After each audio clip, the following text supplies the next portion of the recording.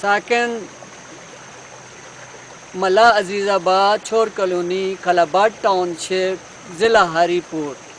اس کے علاوہ میرا ایک کزن حق نواز ولد عبدالجبار ساکنہ سیاں دا کٹھا حال ملازم اریگیشن آفس منڈیاں ایبٹ آباد، یہ انتہائی ڈینجرس خطرناک کار لفٹر اور یہ ٹمبر مافیا کا سرغنہ ہے اور بین الصوبائی سطح پہ اس کے کارآمد ظاہر ہے۔ یہ وہ لوگ ہیں جو گزشتہ 2 ماہ سے میرے پیچھے لگے ہوئے ہیں اور مجھے یہ کڈنیپ کریں گے اور مجھے جو ہے شدید تشدد کا نشانہ بنائیں گے اور مجھے یہ مارنے کے در پہ ہیں۔ وجہ تنازع یہ ہے کہ 2 بار پہلے بھی مجھ پر یہ حملے کر چکے ہیں۔ اب انہوں نے ڈائریکٹ الٹیمیٹم دیا ہوا ہے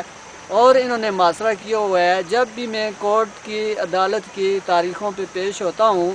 تو یہ گروپ بندیوں کی صورت میں میرے راستے میں رکاوٹیں پیدا کر کے قتل کی دھمکیاں دیتے ہیں۔ اس سے قبل بھی گمنام خطوط اور موبائل فون اور SMS کے ذریعے مجھے پریشان کیا گیا ہے اور کیا جا رہا ہے،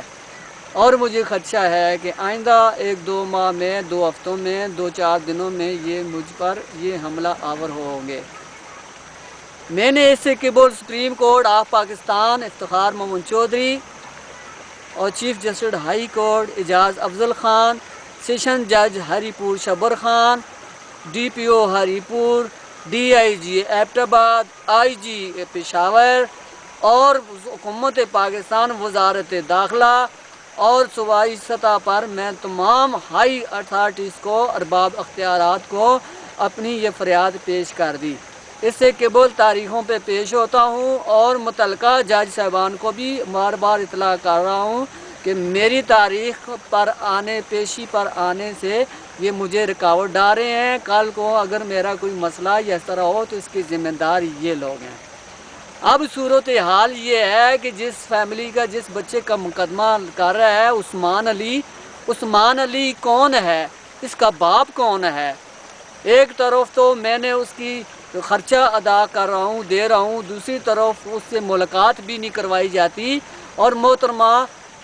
روبینہ شاہین کا یہ بیان ہے کہ یہ مختار شاہ کا بیٹا ہے، نہ کہ ڈاکٹر ارشد خان کا ہے۔ اگر یہ مختار شاہ کا بیٹا ہے تو خرچہ بھی مختار شاہ اس کا ادا کرے۔ میں نے 55-56 ہزار روپیہ اس کا خرچہ جمع کروا دیا ہے اور مزید اور مانگ رہے ہیں جو میں دینے سے قاصر ہوں۔ میں نے اپنی ایک درخواست میں یہ لکھا تھا کہ میری زندگی کو شدید خطرہ ہے، جو درخواست سرائے سالہ تھانے میں موجود ہے اور اس کی تمام کراسپانڈنس اور کارروائی جو ہے یہاں پہ موجود ہے۔ اگر کل مجھے کچھ ہو جاتا ہے یا میری فیملی کے بندوں کو کچھ ہو جاتا ہے تو اس کی اصل ذمہ دار یہ وہی لوگ ہوں گے۔ میں اپنی ایک بیان میں یہ کہہ رہا ہوں کہ اللہ کے لیے، خدا کے لیے، کہ انگریزی قانون سے ہٹ کر اللہ کے قانون کے مطابق یہ کام کریں۔ روبرو جرگہ خاندانی جرگے کے میں نے اس کو ڈیورس دے دی ہے اور اس سے میرا کسی قسم کا کوئی تعلق واسطہ نہیں ہے، مگر اس کے باوجود بھی یہ لوگ مجھے بلیک میل کر کے ان سے مجھے پریشان کر رہے ہیں۔ جناب والا، میں ایک مسلمان ہوں اور سیدھا سادہ انسان ہوں اور میڈیا کا شکر گزار ہوں جنہوں نے میری آواز سننے کے لیے یہ یہاں پہنچے ہیں، اور میں ان سے یہ ریکویسٹ کرتا ہوں کہ خدا کے لیے کہ پوری دنیا کو بتائیں ہیومن رائٹس کی تنظیمیں کہاں گئی ہیں جو انسانی حقوق کی اتنے بڑے دعوے کرتی تھی اور وہ بھی انصاف دینے سے قاصر ہیں۔ میں ایک پڑھا لکھا انسان ہونے کے باوجود پھر بھی انصاف کی توقع نہیں رکھتا، کیونکہ انگریزی قانون صرف یہودیوں اور نصرانیوں کا قانون ہے، اس میں ایک مسلمان کو انصاف نہیں ملے گا۔ انصاف صرف اللہ کی ذات اور اس کا قرآن اور نبی کی سنتوں کے مطابق ملتا ہے اور وہی دے سکتا ہے، اور آپ کے ہاتھ میں جو قلم ہے وہ اللہ تعالیٰ کی دی ہوئی ایک عنایت ہے، ایک دن وہ ہوگا۔ یہ میں مظلوم آج دنیا کی عدالت میں کھڑا ہو کر آپ سے فریاد مانگ رہا ہوں، اور آخرت کی عدالت میں آپ میرے مظلوم سامنے ہوں گے اور میں عدل کی کرسی پر بیٹھا ہوں گا، اور آپ چیخ چیخ کر یہ کہیں گے ہم نے تمہارے ساتھ ظلم کیا ہے، ہم نے تمہارے ساتھ انصاف نہیں کیا ہے، ہم کو معاف کر دو۔ اس وقت میرا اللہ اور میرے نبی کے فرمان جاری ہوں گے کہ جو دنیا میں کرو گے وہ دنیا کے لیے تمہیں آخرت کا عذاب ملیں گے۔ خدا کے لیے اپنے قانون میں، اپنے انصاف میں انصاف کیجئے۔ خدا کے لیے جو بیوی حرام ہو چکی ہے اس کو حلال مت کیجئے، کیونکہ طلاق شدہ عورتوں کو رکھا نہیں جاتا، وہ حرام ہو جاتی ہیں، مگر آپ کا قانون ڈگریاں دے دیتا ہے، اور یہ انصاف کے مترادف نہیں ہے۔ جناب عالی، میں نے اپنی اس بیان کی وسعتوں سے دنیا کو آگاہ کرنا چاہتا ہوں، اور یہ کہنا چاہتا ہوں کہ یہ اسلام کے نعرے اور جھوٹے نعرے یہ لگانے چھوڑ دیں، کیونکہ اسلام ایک پاکیزہ مذہب ہے، ایک پاکیزہ انصاف ہے، ایک پاکیزہ لفظ ہے اور دین ہے، ایک مٹھاس ہے اور محبت اور بھائی چارہ ہے، ظلم و تشدد نہیں ہے۔ دنیا کے چند روپوں کی خاطر اپنا ضمیر فروخت کرنے والوں، اے وکیلوں، ہے ججو، اے حکومت کے رکھوالو، خدا کا خوف کرو، ایک دن تم نے بھی مرنا ہے اور اللہ کے حضور پیش ہونا ہے، کیا جواب دو گے؟ آپ سے یہ ریکویسٹ کرتا ہوں کہ جتنی درخواستیں میں نے دی ہیں ان تمام کا ریکارڈ میرے پاس موجود ہے۔ اگر کسی کو کوئی شک و شبہ ہو تو ہری پور کا تھانہ، خلاباد ٹاؤن شپ کا تھانہ، سیسالہ کا تھانہ، D I G office, I G office, D P O, D C O اور تمام وہ ڈپارٹمنٹ جہاں پہ میری فریاد نہ گئی ہو اور مجھے انصاف کی کوئی توفیق ملی ہو، کبھی بھی کسی نے یہ نہیں کہا کہ میں کسی مسلمان کو، کسی قرآن پڑھنے والے کو، نبی کے عاشق کو تھوڑا سا پیار دے دوں، یہ آپ کے بس کا کام نہیں ہے۔ جو جس کا کام ہے وہی جانتا ہے، وہی عزت دیتا ہے، وہی ذلت دیتا ہے۔ آپ میں اتنی ہمت نہیں ہے جو میرے ساتھ انصاف کر سکو، مگر میں یہ دنیا کو بتانا چاہتا ہوں کہ میری موت کے ذمہ دار روبینہ شاہین ہے، میری موت کے ذمہ دار اختر نواز ہے، میری موت کے ذمہ دار حق نواز ولد عبدالجبار ہے، میرے مرنے اور میرے قتل کے ملزم یہی لوگ ہیں۔ دل نواز ہے، محمد نواز ہے، یہ وہ خاندان ہے جنہوں نے لاکھوں لوگوں کو، ہزاروں لوگوں کو بلیک میل کر لیا اور شادیوں کی آڑ میں لوگوں کو جنم واصل کیا، اور وہ ایسے غیرت مند لوگ ہیں جن کی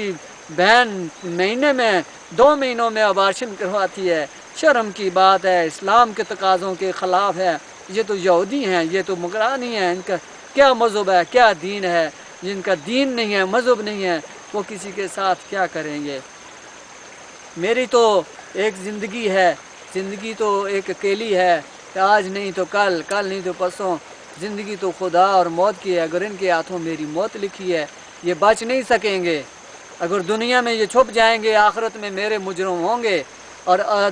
اللہ کی عدالت ہوگی اور میں مظلوم ہوں گا، اور میرے سامنے یہ ظلم کے کٹہرے میں کھڑے ہوں گے، اس وقت تک آپ بھی ہوں گے۔ آپ انصاف کرنے والوں کو، یہ زندگی دینے والوں کو یہ پتہ چل جائے گا کہ اللہ کا قانون کیا کہتا ہے۔ سورہ رحمان میں اس نے بتایا ہے کہ فَبِأَيِّ آلَاءِ رَبِّكُمَا تُكَذِّبَانِ، تم اس کی کون کون سی نعمتوں کو جتلاؤ گے، مگر اس کے باوجود بھی تمہیں ابھی تک یہ سمجھ میں نہیں ہے کہ اس کی ایک نعمت کو بھی آپ غور سے سنو، سمجھو تو اس کا شکر ادا کرو۔ یہ توفیق آپ جیسے لوگوں کو نہیں ملتی، یہ توفیق ان لوگوں کو ملتی ہے جو اللہ سے عشق کرتے ہیں، نبی سے عشق کرتے ہیں، قرآن سے عشق کرتے ہیں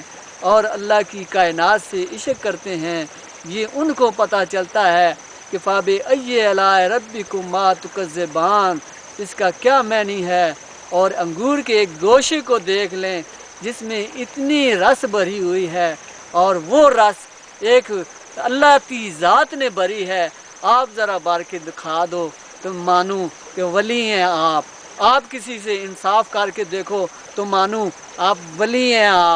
آپ کسی کو 2 دن کی روٹی کھلا دو تو مان جاؤں گا کہ ولی ہیں آپ کسی کو 2 طرح سے پیار دے دو تو مان جاؤں گا کہ ولی ہیں آپ کسی کو ایک لفظ لا الہ الا اللہ محمد رسول اللہ پڑھا دو تو مان جاؤں گا ولی ہیں آپ کسی کو پیار کی 2 بوندوں کی 2 الفاظ کہہ دو تو مان جاؤں گا کہ ولی ہیں آپ کسی کو سیدھا راستہ دکھا دو تو کہہ دوں گا کہ ولی ہیں آپ کسی کے عدل و انصاف کے راستے میں چل کر انصاف کرو تو مان جاؤں گا کہ ولی ہیں آپ کسی کے دو لڑنے والوں کو درمیان صلح کروا دو تو مان جاؤں گا کہ ولی ہیں آپ ظالم کو سیدھے راستے پہ لگا دو تو مان جاؤں گا کہ ولی ہیں آپ کسی بے نمازی کو نماز پر لگا دو تو مان جاؤں گا کہ ولی ہیں افسوس، ولی بننے کے لیے جذبہ چاہیے، سوچ چاہیے، آنکھ چاہیے، دل چاہیے، دماغ چاہیے، اور ولی بننے کے لیے اللہ سے عشق چاہیے اور نبی سے عشق چاہیے، اور ولی بننے کے لیے قرآن سے عشق چاہیے، اور پھر الف لام میم کے ارد گرد گھوم جائیے۔ شجرہ اللہ تعالیٰ کی ذات ہے، آپ کو معلوم نہیں الف لام میم کا مطلب کیا ہے؟ الف سے اللہ، لام سے لا الہ الا اللہ، میم سے محمد رسول اللہ، اللہ لا الہ الا اللہ محمد رسول اللہ، مان جائیں گے آپ کو، آپ ولی ہیں شیطان کا ساتھ دینے والوں، یزید کا ساتھ دینے والوں، عدل کی کرسی پر بیٹھ کر اسلام کے خلاف لڑنے والوں، آپ ولی نہیں بن سکتے۔ یہ وہ ظالم ہے جو ننھے بچوں کو جنم ہونے سے پہلے مار دیتے ہیں، یہ وہ ظالم ہے، وہ کافر ہے جن کو یہ پتہ نہیں ہے کہ یہ لطفہ حرام کس کا ہے۔ خدا کے لیے اگر مسلمان بننا چاہتے ہو تو اللہ کے دین کو دل سے لگاؤ، اللہ کی رسی کو مضبوطی سے پکڑو، تاکہ تمہیں یہ معلوم ہو جائے کہ یہ ایک میں پاگل ہوں تو میں پاگل ہی صحیح، تو ایک پاگل کی باتیں جب اللہ سے عشق کرتا ہے،